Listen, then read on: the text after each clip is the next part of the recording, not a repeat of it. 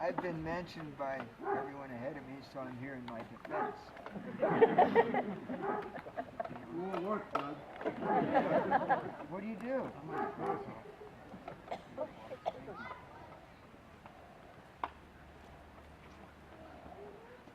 When his mother's water broke in Pagosa, I had a bad tire on my '73 Chevy pickup. And it was May.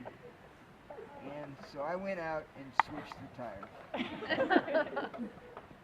We came to Durango on Mother's Day.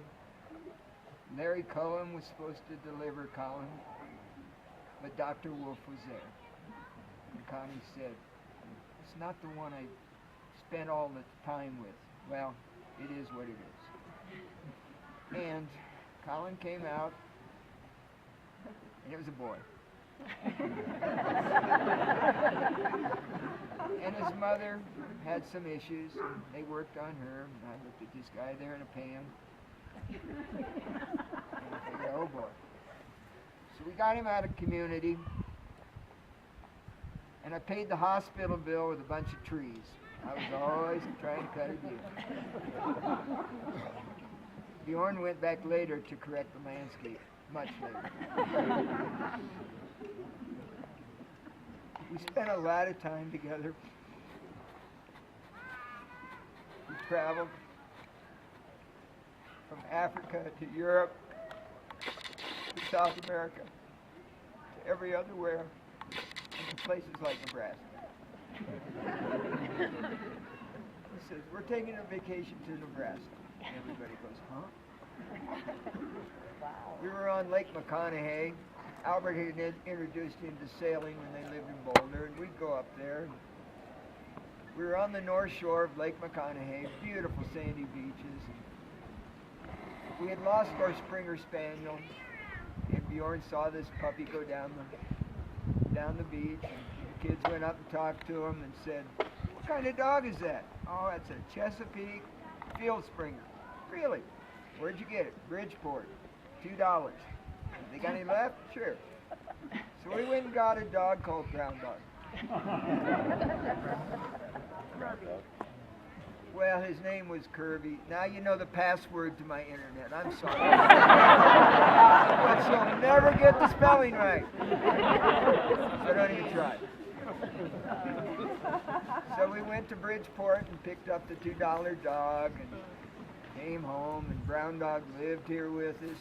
We moved from Steamboat to Pagosa to Durango to south of Durango, and I've been always trying to leave here since '73.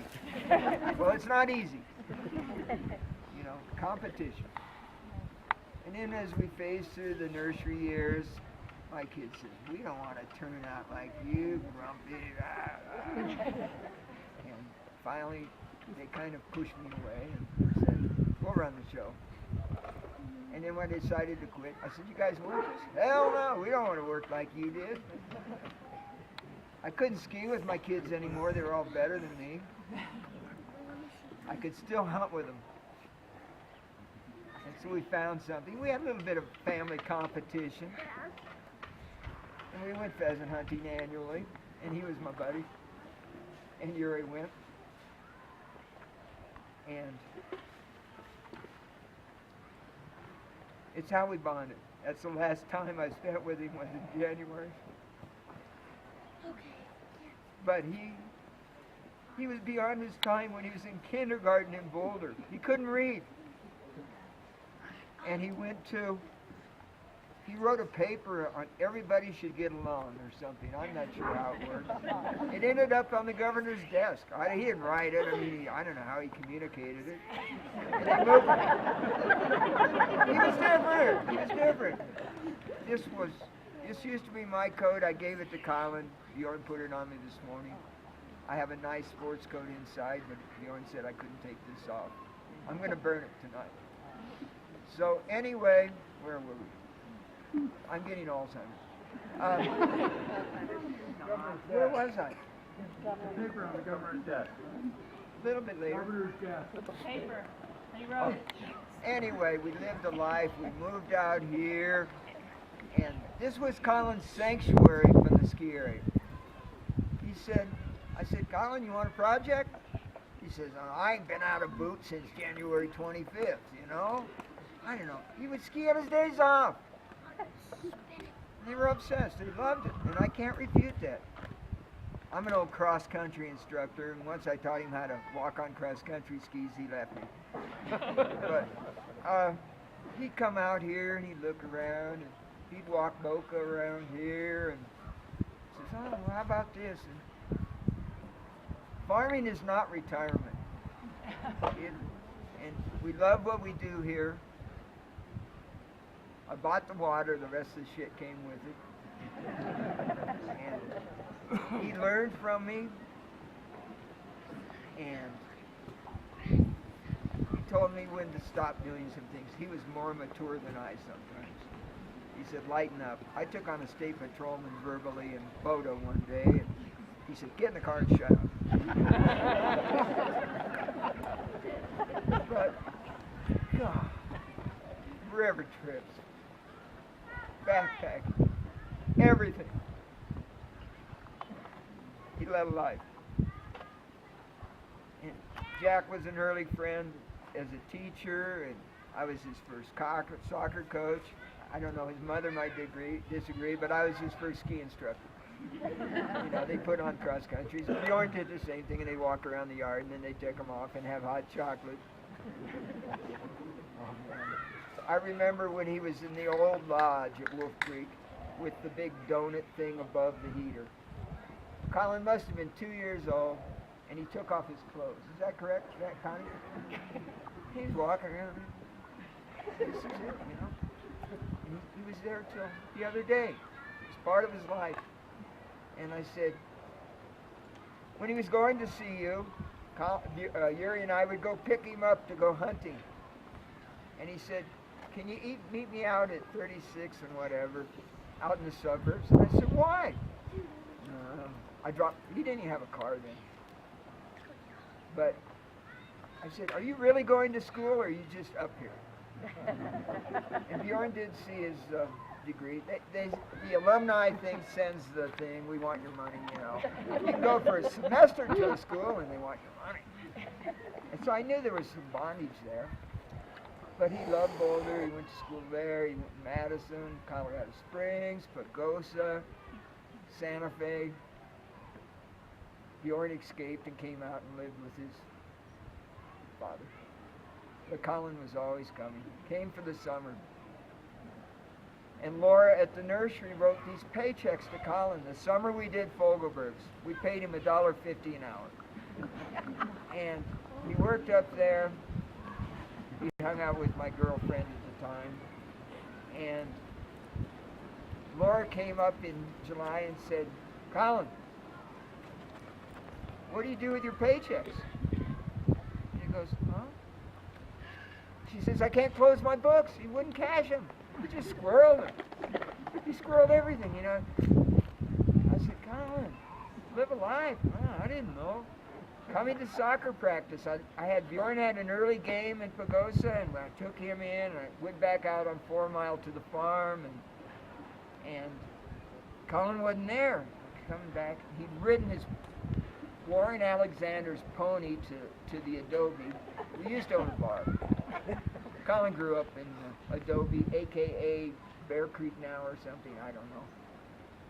Anyway, he hung out in there, and he disappeared, and we looked for him. And he was stealing money from the nursery. And we ran the nursery out of a cigar box then. Laura had everything. And Laura, you couldn't get anything by Laura. And I'd taken a shower in another room at our hotel, and I went over and I heard her lecturing. Well, he thought quarters were tokens to play Pac-Man and Gorp. And he, you know, huh? Is this something? But he was way ahead of me on stuff. It was unbelievable. And he'd come out here, and I said, well, what do you want to do? Well, let's build some more rock walls. We're looking at a lot of his work. He'd get a pile of rock, he'd come out here and set it, and I'd come back, and he'd be down in the basement watching soccer. And the whole television thing that somebody was talking about. Well, Colin liked watching sports. But if the game wasn't going well, and there were 5 of us sitting there, he'd turn it off and leave the room. He would just walk out. Well, I hope he turned off the Bronco game at halftime because we left the bar.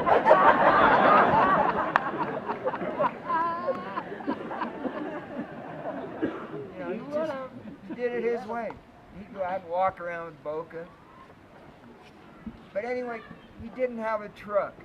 He didn't have a vehicle. He came down from CU, and I said, what are you going to do? We all go back to doing what we did before.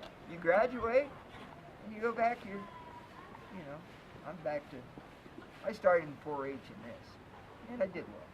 Well, he started in things, and he said, I'm going back to skiing. And Wolf Creek was good for him. They really were, in certain ways. But, and he'd show up and do something, and he'd be down there watching TV, and then he'd go to town.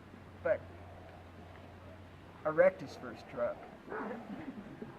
We were out in Portland, and Bjorn said, oh, look. And something was written on a truck, and I looked.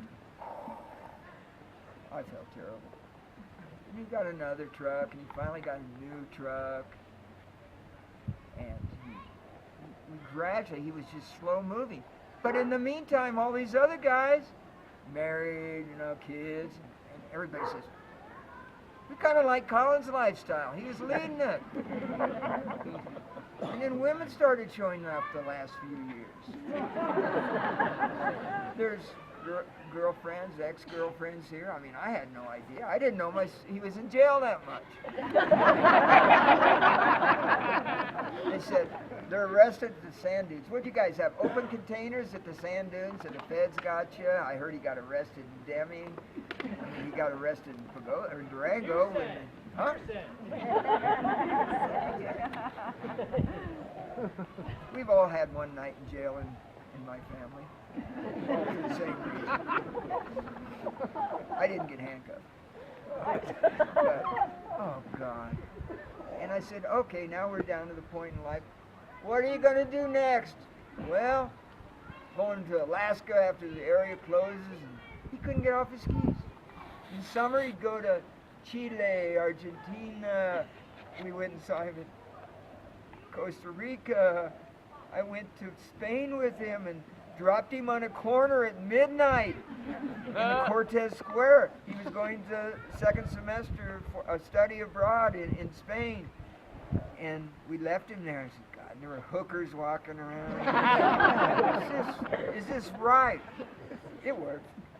We went to Africa, we went to Morocco, Portugal, we went to France. I don't remember. And he gets out. He walked the Camino, Santiago de Compostela. No, That's it. Camino. something like that. That's it. He walked from Barcelona to Portugal when he got out of that summer semester, or that spring semester, and he went back 10 years and did it again. I said, who'd you do it with? Oh, there were these Polish girls and this, and he just worked his way along. Then he went to Ireland, and I said, what'd you do? His mother was Irish, hence the flag, and I said, what'd you do? Well, I just slept behind a wall. He could move in 30 minutes.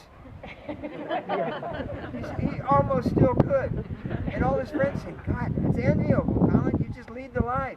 And it was changing. He got a dog. We were trying to domesticate him. You know, from a truck to a dog to a girlfriend. I mean, there was still hope. But he had it all figured out. He really did. And I said, and he'd come out here and walk around, and we'd talk about things, and I was into his input, and he learned some from me, but he lived the life, and so it ended. And we're sanctuated down here. We don't know what to do. It all takes time. But I don't know. He's got friends, teachers, fellow students, ski patrolmen. God, he had a big slate. Excuse me, I'm not using this. But It's a coat. And you all understand. And we're not here for long. I can't get as philosophical as Dan Goddard. Somehow we're married to the Goddards. Pat lives across the road.